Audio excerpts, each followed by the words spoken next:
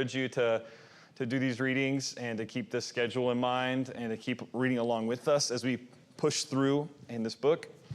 And I think reading at this pace, to me, helps see the larger movements of what this book is really about. It's a collection of poems. It's a huge collection of poems that are all together, or rather poetic speeches. And so that all is really written in verse together and written in poetry together. And seeing the larger movements help us understand, I think, the finer points better. I think it's a really good way for me to build a skeleton that we can then flesh out as we do deeper study and more specific study. So I would encourage you to be given to that as we go through this, particularly go through the book of Job. But tonight we're in the third round of debates, and it's been fun, to see Job. Maybe fun is the worst word to possibly use. It's been really interesting. I think it's fascinating to see the back and forth between Job and his pals.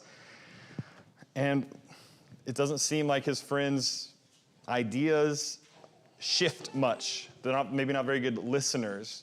But as let's dive right in. Again, it's always Eliphaz who starts first. And so tonight, as you were reading through this and you looked at the things Eliphaz had to say to Job here in Job 22, he made some accusations. How true are these accusations found in verses 5 through 11, and how can he make such bold accusations? All right, here's the verses. I'm actually going to put verses 4 through 11. Does someone want to read these for us? Volunteer? Rick, go ahead. It is because of your reverence that he reproves you, that he enters into judgment against you. Is not your wickedness great, and your iniquities without end?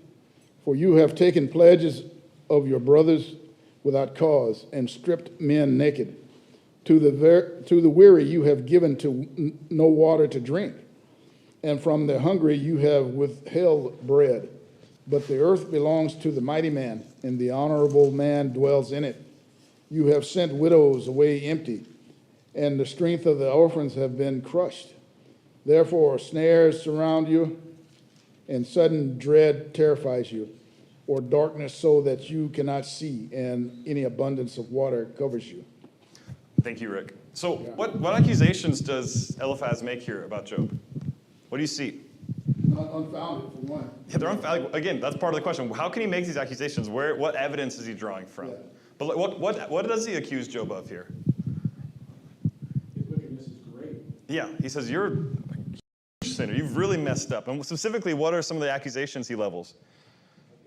Taking pledges from the poor without cause. Yeah, so you're taking debts, like you're taking like the collateral back, like the only things they have. We read about taking someone's cloak or taking their house, things like repossessing, basically. He's saying you're taking the poor, everything the poor has. What else does he accuse Job of? Crushing the orphans. Yeah, the helpless, right? The orphans. You make their situation worse, not better. What else? Hasn't cared for the widows. Isn't this striking, the accusations? It's funny how things haven't changed. You get to James chapter 1, right? Pure and undefiled religion in the sight of God is this: to help the widows and orphans and to keep one unstained from the world. And those very things are their dynamics and their kind of rubric for righteousness. Anything else stick out to you about his accusations? He's given no water to drink, withheld bread from the hungry. Does that remind you of any verses from the New Testament? Just a cup of cold water in my name given. And you'll say in that day, when did we see you thirsty and give you water to drink? When did we see you hungry and give you bread to eat? Everything they're accusing Job of is the New Testament, really it's the whole Bible's picture of righteousness and justice and being godly.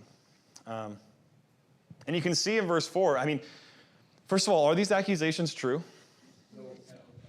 It's funny, as I was preparing for next week's class and writing the questions, in Job 29, Job will talk about what he did in his past life, and his testimony of his own life is the exact opposite. He says in chapter 29 and verse 12, he says, I delivered the poor who cried for help, and the orphan who had no helper. The blessing of the one ready to perish came upon me, and I made the widow's heart sing for joy. I put on righteousness, and it clothed me. My justice was like a robe and a turban. I was eyes to the blind and feet to the lame. I was a father to the needy, and I investigated the case which I did not know. I broke the jaws of the wicked and snatched the prey from his teeth.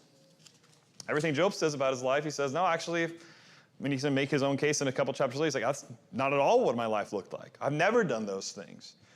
And if you read the prologue, you know that what God said about him, that's true. Job is true and Eliphaz is wrong. So how can Eliphaz feel so, brazen as to make accusations like this? Where is he getting his information from? How is he making these conclusions? Look at verse 4. Go ahead, Mark. Just looking at Job's suffering and his condition, he's guilty. Yeah. He's one of the worst sinners ever. Yeah, you're right, Mark. He was saying that he was looking at the context of Job's life, the results, and he's saying you must be guilty because of everything you're suffering. You can see that in verse 4, right? Is it because of your reverence that he reproves you? This is a rhetorical question, right? Oh, are you so holy and that's why he's treating you so poorly? Does that make any sense, Job? It's sarcastic, right? Is that he enters into judgment against you? He's clearly pointing out your wickedness must be great to be facing this kind of punishment. Go ahead, Gene. It's kind of a lesson in speculation. Oh, yeah. I mean, speculating is one thing if you keep it inside your mind, Yeah. but the minute you start blurting it out, you can really make yourself look pretty bad. Yeah, absolutely. And Jesus will say great things to help with this. Help us to wade through times like this. The judgment with which you will judge will be given to you, right? That's how you'll be judged. And so it's important to see and then other places talk about evil surmising or love, love hopes all things, believes all things. Exactly, bears all things. So these ideas come together and say, well, maybe sometimes we can't help but think these things, right? If we saw Job, we would probably think similar things. I mean, maybe not to this level. We'd be like, of course we wouldn't. But we may.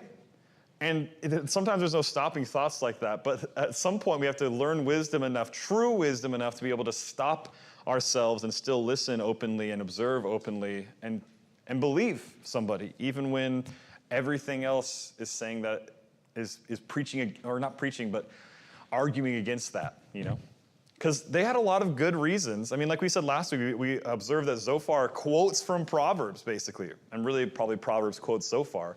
But the idea is the things he says are sound wisdom, in a sense, but he didn't use them soundly. And what that means is that their observations have truth in them, but they are wrong nonetheless. And so all this, we've been making this point over and over and over again, but this is because the one thing that these three guys say in their speeches never changes. And it's the same points based off of the same observations. And it's connected to this idea. If you notice in there, Eliphaz, Bildad, and Zophar all constantly are goading Job to confess. Hey, if you just confess, everything's going to be okay. Why are they doing that? I mean, if they believe he's wrong, that's one thing. But why are they goading Job to confess to his sins? To his supposed sins, I should say, because he hasn't really sinned. What do you think? I know we can't know, right? We can't know everything behind it, but go ahead, Mike. Kicking somebody when they're down comes natural. You say they're friends, but what have they said about anything good that he's done or anything that was right? You're wise, wiser than us. And they're complaining about him to make themselves look better. Yeah, I think the human tendency in that is if this isn't what's happening, then my understanding of the world is crumbling. And if that's the case, then I'm a lot stupider than I thought I was. I'm a lot more foolish. I'm a lot smaller. And so I think they're dealing with their own kind of ends of their own, understanding. And that's a frightening place to be. I mean, I imagine that many of us have felt that. You kind of reach this point where everything is just stepping out. You're like, I have no idea what the next step is going to be. And these guys are dealing with that. And that's my kind inference into maybe why they are so harsh. But I think you're right that also, if this is true, then they can maintain position. They can feel better in a sense because they understand the world. The other things, any other reason why you think they might try to get Job to confess? Do you remember anything they've said as they talked to try to get Job to confess?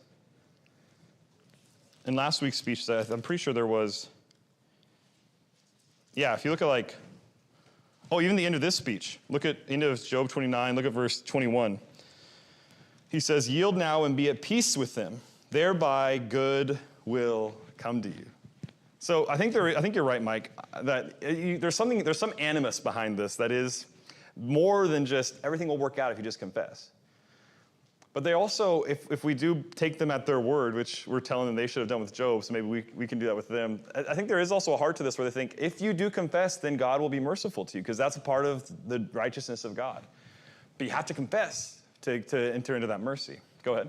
Well, do you think that they kind of want to elevate themselves to be, because, maybe they felt that Job was like the wise man that would go out and kind of rebuke those that have been in sin and can get them to confess and then get them to repent. And now they're coming to Job and try to get him to confess and get him to repent. And maybe that way they're elevated a bit because they can say, aha, got him to confess. Yeah, maybe. And I'm better now. I'm better than all you because I got him to confess. Yeah, I do think like that goes along with some of this. There's definitely some arrogance on their part, not like arrogance of the highest degree, but I think and that's something we see in life, right? Like we see people who, Paul will talk about this in Philippians 1, those who are preaching to get him down, even though he's already down, to kind of take some of his limelight, it seems like. And so whether or not it's going on here, it definitely seems plausible that people do that in these kind of situations. But I do think there is something behind all this. And so next question is, if Job did end up confessing, I'm not saying if he confessed and it was true. We know it's not true. But what if Job, for whatever reason, capitulated and he gave in and said, you know what, maybe you're right. Maybe I've always been wrong. Like, what if he had given in and confessed when they told him to? What impact might that have on his relationship with God and with them? And we can get psychological, with himself even. What impact would that have? Ricky? The story would be, Yeah. you watch and you read it, and Job is holding his integrity, even through all this badgering and unfair judging and everything like that. He's just, he's in pain, he's in agony, he's still gritting his teeth and going, dude, you've known me for however long they've known him. Yeah. And they're making statements like, you know me better than that. Why are you, and he's probably thinking it, although he may, later here in a few chapters, he'll probably, land back at him. But you got these guys that have known him for years, probably. And they're making these off-chart statements. Yeah. And no validity to to those statements. However, hey, Job, I've known you for years. It's got to be something, dude. You messed up, dude. What's the matter with you? Yeah. Yeah. We saw something that you didn't. There's some badgering going on for sure. I think it's really interesting, though. I think one of the things you have to see in this is that they're unintentionally advancing Satan's agenda. Like they're unintentionally. It's like when Jesus will say to Peter, like, "Get thee behind me, Satan." There's something about that. They're possessed in some senses. It's a fleshly way of viewing the world, and there's some arrogance that goes along with this. But I think it's an interesting hypothetical, right? A lot of these questions that we don't know what the answer would be. But if Job, I think it'd be easy to get badgered into saying something, to end up saying something that's not even true, because we know Job is innocent. Job knows he's innocent. God knows he's innocent. His friends don't. No one else on earth knows. But if he confesses, they keep telling him everything will just be okay, which is it's kind of a reversal, right? You do something wrong, and the satanic voice in your head's like, oh, if I lie, no one will know, and everything will be okay because no one knows.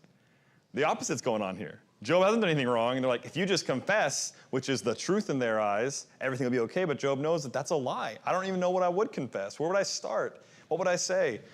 And I think, his integrity, it would be a black spot on his integrity, right? Yeah. So what is Job's confidence? As he goes on in chapter 23, as he responds to Eliphaz's accusations, what is his confidence? Here are the verses, Job 23, 10 through 12. Does someone want to read these for us? Go ahead, Chase. But he knows the way I take. When he has tried me, I shall come forth as gold. My foot has held fast to his path. I have kept his way and not turned aside. I have not departed from the command of his lips. I have treasured the words of his mouth more than my necessary food. Awesome. Thank you, Chase. So what's the confidence that Job has? And what other verses does this confidence remind you of? What's his confidence? In God. Yeah.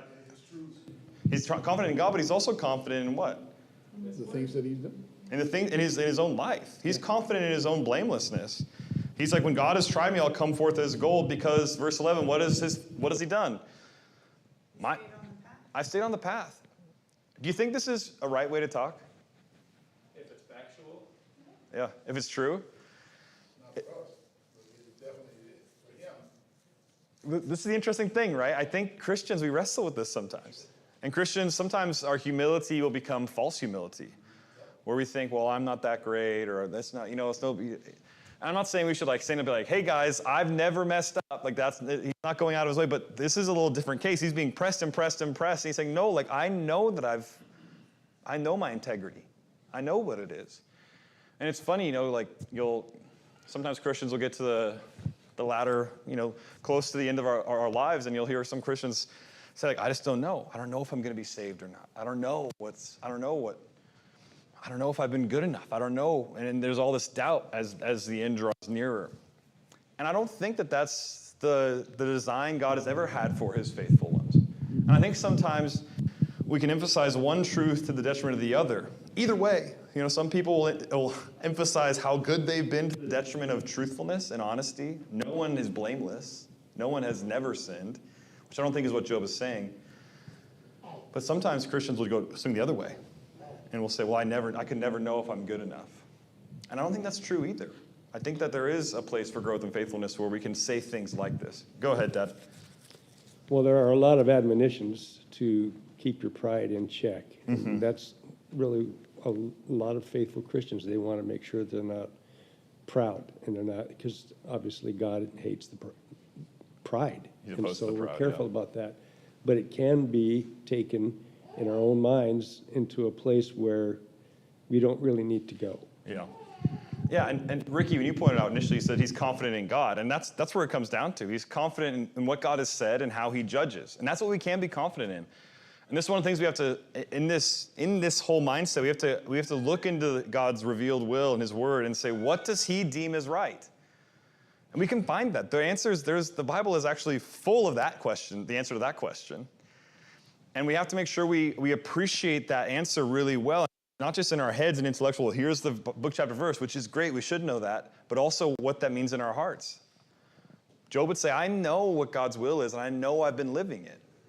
And so I'm confident.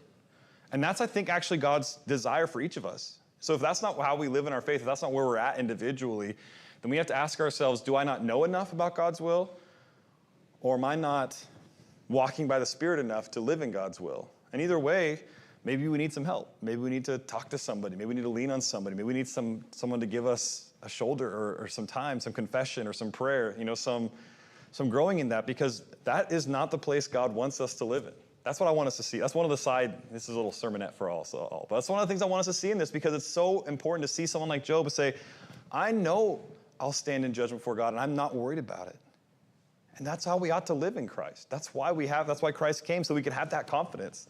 And if Job can have that confidence before Christ, then those of us after Christ ought even more to have confidence, because Jesus Christ is our confidence. Anyway, I didn't expect to preach a little sermon. Does this remind you of any of the verses, though? I've treasured the words of his mouth more than my necessary food. Man shall not live by bread alone, but by every word that proceeds out of the mouth of God. It's amazing all the connections that Job has to the rest of the Bible and to what faithfulness and righteousness and all this looks like and sounds like. Anyway, let's keep going. So, in what ways does Job state that mankind takes advantage of God's, apparent slow judgment? We're wrestling with, like Job is, he's wrestling with how things look. Is God going to judge the wicked? Is God going to take care of these things? And we'll read these verses in a second, but in what ways does Job state that mankind takes advantage of God's slow judgment? I'll read this. Job 24, verse 1. Why are times not stored up by the Almighty? And why do those who know him not see his days? Some remove the landmarks. They seize and devour flocks. They drive away the donkeys of the orphans. They take the widow's ox for a pledge. They push the needy aside from the road. The poor of the land are made to hide themselves altogether. Behold, as wild donkeys in the wilderness, they go forth, seeking food in their activity as bread for their children in the desert. They harvest their fodder in the field and glean the vineyard of the wicked. They spend the night naked without clothing and have no covering against the cold. They are wet with the mountain rains and hug the rock for want of a shelter. Others snatch the orphan from the breast, and against the poor they take a pledge. They cause the poor to go about naked without clothing, and they take away the sheaves from the hungry. Within the walls they produce oil. They tread wine presses, but thirst. From the city men groan, and the souls of the wounded cry out, yet God does not pay attention to folly. Listen, this is a pretty dense section of poetry. But look at verse 1 and at the end of verse 12. You'll see what he's saying in general. He's painting a picture, right? What is he saying? That God, how does God view? What happens when God's slow with judgment? You see the picture he's painting? There will be injustice in the world anyway. Yeah, he's saying, look, because God's slow with judgment, I think that's the first thing he's saying. Why are times not stored up by the Almighty? And why aren't we seeing? Why can't I see things on his timeline? Because when I'm looking around, the judgment needs to come. People are snatching babies away from their mothers. They're taking food from the orphans. They're making the widow worse. There are people out there who are wet with the mountain rains and hugging a rock for shelter. Like, this is a horrible state to be in. Why isn't God bringing justice? And Job's looking around and seeing that, but this is crying from his heart too, right? Why isn't God bringing justice in my life either? And I think it's so important to see this because this reminds you of any Psalms, by the way. There's one Psalm that's really is similar to Psalm 73, where he says, my foot almost slipped because I saw the wicked prospering. And this is, I think, a common thing to see that, especially as we try to live faithful to God, we see the wicked prosper a lot of times and the righteous sometimes look like they're squandering. Maybe we feel like that's true of us.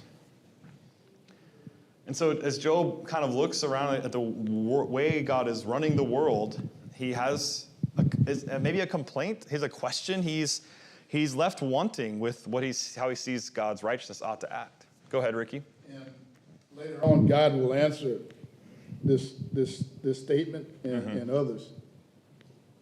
And I think he does that for us as well. Yeah. We go through and we see the same thing. Man has not changed.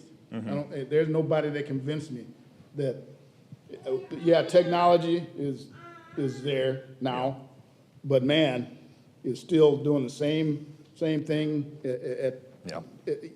still making the same mistakes, and it's still the same God. Yeah. In the book of Hebrews, he talks about he's the same today, yesterday. yeah, he's the what's the word I'm looking for? Anyway, God knows everything. Yeah. I mean, absolutely everything about everyone. And we look at a thing and we go, boy, that's not right. Boy, come on, get him. Yeah. And when we should be saying, Lord, give him time. Yeah. Give us time. Please give them time. You that's what you do. Yeah. Help us to be kind to those that are orphans, to those that are widows. Those, help us to just like the sinner said, beat on his chest and said, I am a sinner. Yeah. Instead of like the other guy says, I've done this and I've done that, and see what I've done, God. No. Yeah. You got to be just like that. The sinner says, I'm contrite. I'm nobody. I need you, God. Yeah, amen. And everybody else does too. Yeah. Daryl, you had your hand up too. Yeah, it's kind of an interesting perspective. I mean, I think when you're wealthy for a certain amount of time, to have that perspective what people don't have, even though he was a very generous man, but to be in that position now, to really be at that level, to really recognize what that looks like, how that feels, is kind of unique. And I think all of us can say, we live in America, we're all wealthy. But sometimes we don't stop and think, there are plenty of people that need things. Not necessarily money, but just things that we can provide because we are wealthy. But when you're at this point for so long, it's like, well, they're fine, everybody's fine, you know. But if you were to lose everything and have nothing, you'd be going, oh, I see what this feels like down here, right? This is when you need things, you know, food, necessities. So it's kind of an interesting perspective from that standpoint. Isaiah 58 will talk about, God will talk about the fast that pleases him. And he says, you're supposed to relate to the needy when you fast. Like that's the kind of fast, you're supposed to fast in such a way where you understand what it's like to go hungry so that you can give to those who have needs. Instead of spending the money and the resources on your own meal, give that meal to somebody else. And you have a true compassion and heart for them. And Job, against his will, in a lot of senses, you're right, he got that perspective given to him. And you're right, like it's important to see this through and through that, you know, so many events in our lives will push us to the end of maybe the end of our rope, the end of our understanding. And a lot of times it does. I think you're right, Ricky. Like we look around, why isn't this happening? Why isn't justice come? And I think it's actually good. I do believe it's, like we looked at the Psalms, there's so many Psalms like that where the person's praying, God, why isn't the world like this? Where's your justice? And I think God's pleased with those prayers. Just, there's a place for those complaints. God is not just like, hey, too bad, deal with it. He wants us to come to him with those prayers. Maybe it's not good to broadcast them and always be complaining, but to take those things in our prayer life to God, I think is right.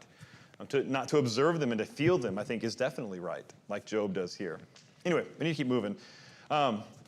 Bildad has, you know, this is the third round of speeches. It usually goes Eliphaz, then Bildad, then Zophar. In this section, Bildad has a speech. Chapter 25 is just 6 verses, and the first verse is saying Bildad spoke. So it's really just 5 verses. And then Zophar has no speech. Why do you think Bildad's speech might be so short and Zophar has no speech at this point? I know we can't, again, these why questions, who knows, right? We weren't there, we don't know, but why do you think this might be the case? Or what point might it even make emphatically in the story or in the bigger picture of this whole book? Any thoughts?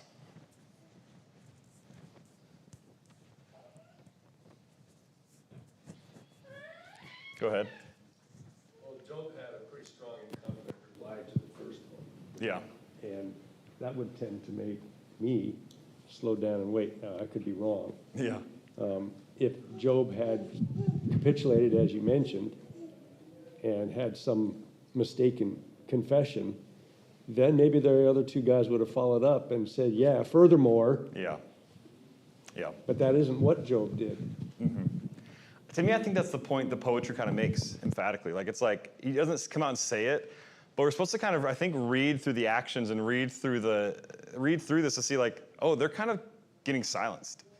And I think if you just like, sometimes one of the cool things to do with this book is to take out Job's speeches and put them all together back to back and take all of Bildad's and Eliphaz, like to collect all the words of each individual and put them together. Job's speeches get more and more confident and more impactful, impassioned. He has more reasoning and he has different reasons and he always adds more reasons about why he isn't wrong.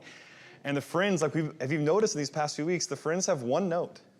Oh, you must be wrong because things are so bad. Your life looks really bad, Job, so you must have been wrong. Job, have you thought about the fact that you're probably wrong because your life looks so bad? And I think you might be right that after this last speech from Job, Bildad has a short speech and Zophar is like, I don't know, throw my hands up. We've done the best we can. And it's funny, they start in silence and they kind of end in silence, his 3 friends. So I think it's really interesting. Look here at Bildad's speech. Does someone want to read chapter 25, verses 1 through 6 for us? New volunteer? Greg, go ahead. It says, Then Bildad the Shuhite answered, Dominion and awe belong to him who establishes peace in his heights. Is there any number to his troops? And upon whom does his light not rise? How then can a man be just with God? Or how can he be clean who is born of woman? If even the moon has no brightness, and the stars are not pure in his sight, how much less man that maggot, and the Son of Man that worm? And to your point, Gene, they're really grasping for straws here. I don't think I would imagine he doesn't even really believe what he says here. This is a really, actually horrible viewpoint to come to, by the way. This is a wrong-headed, it's not wisdom, this isn't how God views the world. And yet, I think it's like bad cop and worse cop is the 3 friends approach to getting him to confess. and then even worse cop. And Bildad finishes their speeches with this, which is just crazy. What's the conclusion that he says? What's kind of the conclusion of this final speech? How would you summarize what he says here? Yeah, nobody can be righteous. Look, God created all these things, and he doesn't even like them. Which, is that true? No.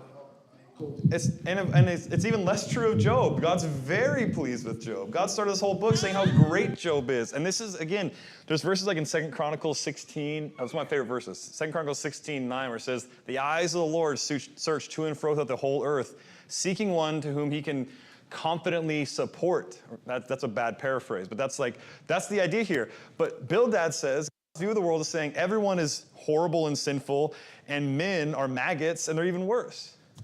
This is we talk about nihilism today. This is like a viewpoint that people still have. This is an emerging viewpoint that people have, especially those who have no theistic worldview, no godly worldview. And Bildad he says, this is the truth, Job. How can you be so confident you're right with God? Nobody's right with God. And it's just false. I think it's just such a bold assertion and such a sad conclusion to come to. And I almost believe that Bildad probably doesn't even believe this. Maybe he does. But Job then finds fault with Bildad as he goes, I know we're moving quick, but we got 10 more minutes. I want to get through all of this. Job starts to find fault with Bildad after this speech, which for good reason, right? Look what Job says as he responds to Bildad. So I want to read Job 26, 1-4 for us. Can I get a volunteer? Go ahead, Daryl. Then Job responded, what a help you are to the weak, how you have saved the arm without strength, what counsel you have given to one without wisdom, what helpful insight you have abundantly provided, to whom have you uttered words, and whose spirit was expressed through you. What's he say in response to Bildad? Man, everything you've said doesn't make any sense, but I'm telling you right now, you're wrong, and God is right, and no matter what you said, I'm going to stay here in the way I think about God. Yeah, and he's saying you're not helpful either, right? Look how weak I am. I'm no strength, and you're so helpful. He's being sarcastic with them. It's pretty funny, it's funny to see these times of sarcasm in the Bible, but it's like Job's like, man, you're so helpful. I really am glad you're here. Thanks for that, he might have said, so glad you shared all this. There's another one where he goes, a sorry bunch of friends you are. Yeah, a sorry bunch of friends you are. This is exactly what he's saying. And so as he starts to go through the rest of the chapter in Job 26, verses, I think, 5-11, do you see how he starts to paint the greatness of God here? Because this is a direct response. Bildad says, God's not happy with anything. God looks at everything. He's just displeased. Everything's horrible.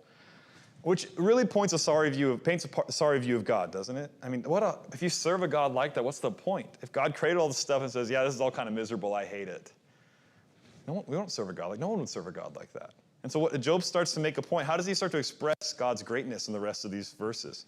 Verses 5-14 of chapter 26. We'll see some of this when God speaks later, right? You see some of the language here? He wraps up the waters and the clouds.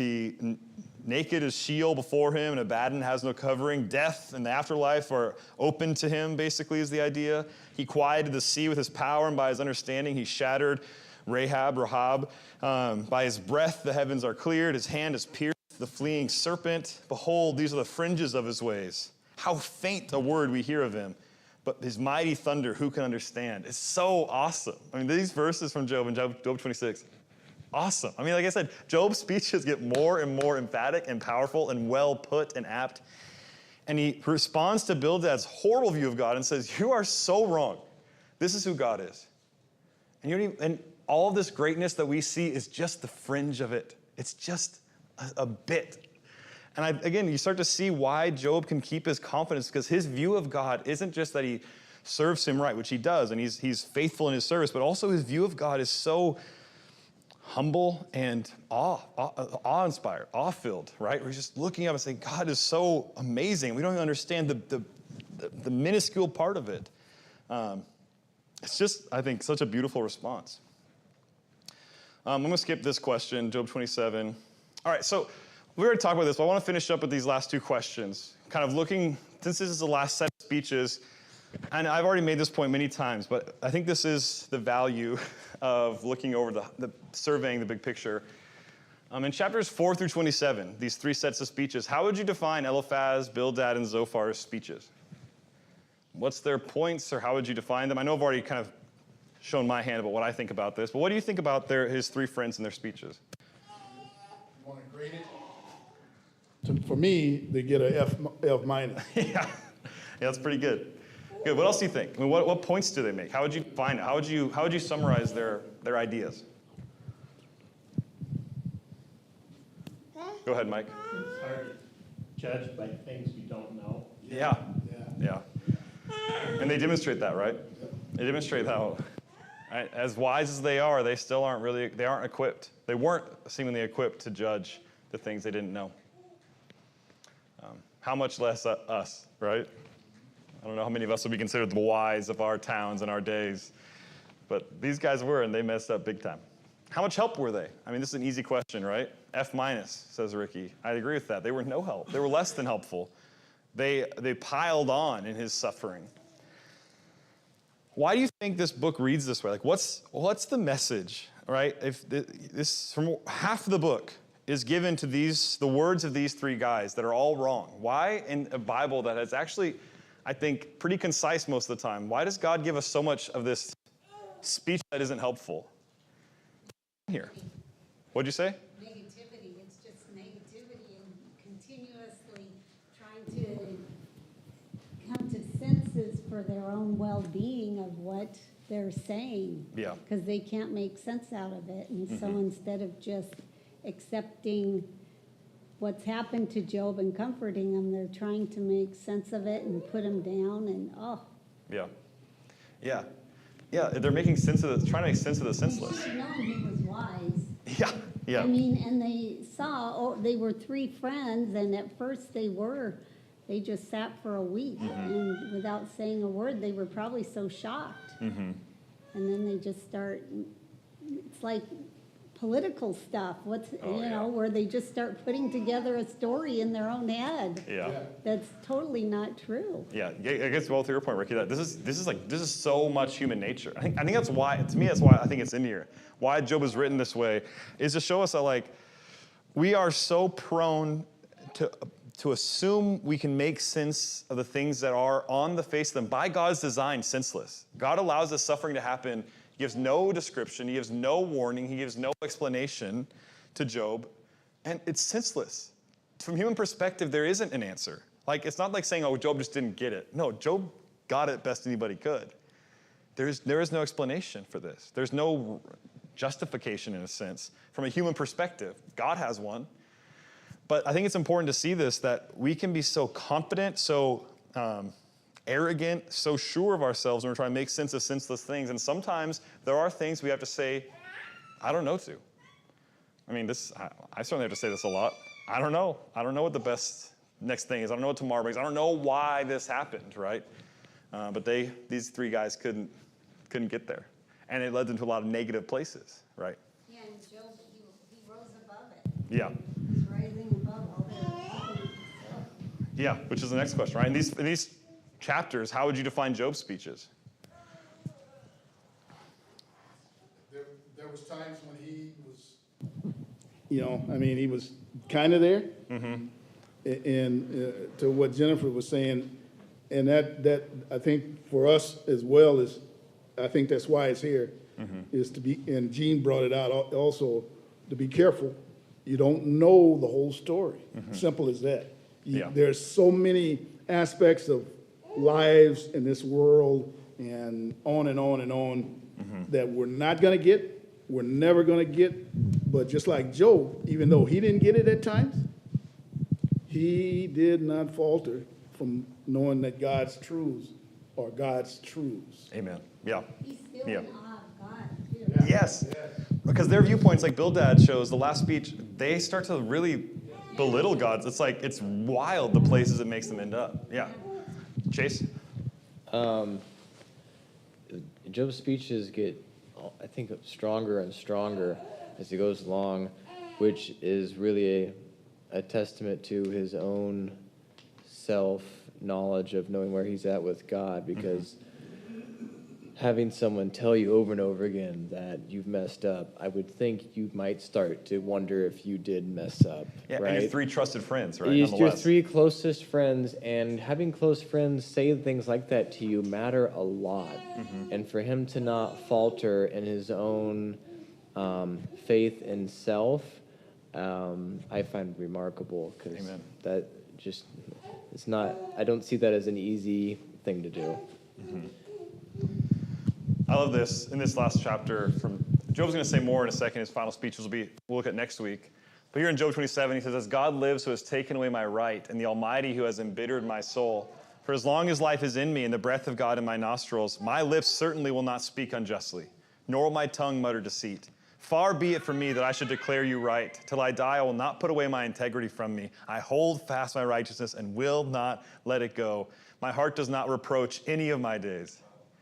That's crazy to say at this point in his life. My heart, it's almost like people have been through I have no regrets. I am confident. Go ahead. Paul says a similar statement, "I live before God in all good conscience," something like that. Yes. That's powerful, very powerful statement. And I think these verses are aspirational verses for Christians, for followers of God of all time.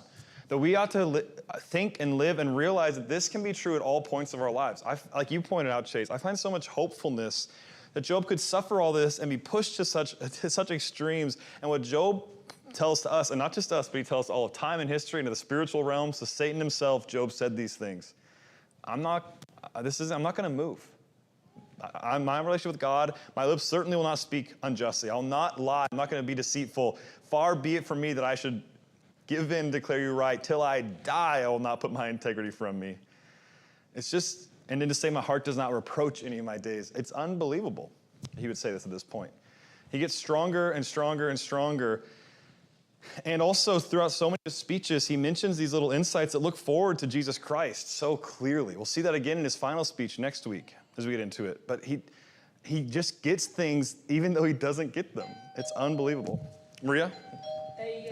Job's friends and Job himself are unaware that Satan is testing Job, whom didn't do anything wrong at all. Yes. Yeah, they're unaware. And Job, meanwhile, is able to keep his faith, but they lose everything with their unawareness. Good. I really appreciate all the comments and all the discussion tonight. Next week, we'll look at chapters 28 through 31, so a little bit less chapters, a little more manageable section. There's questions up here. I love you all. That's all for class tonight.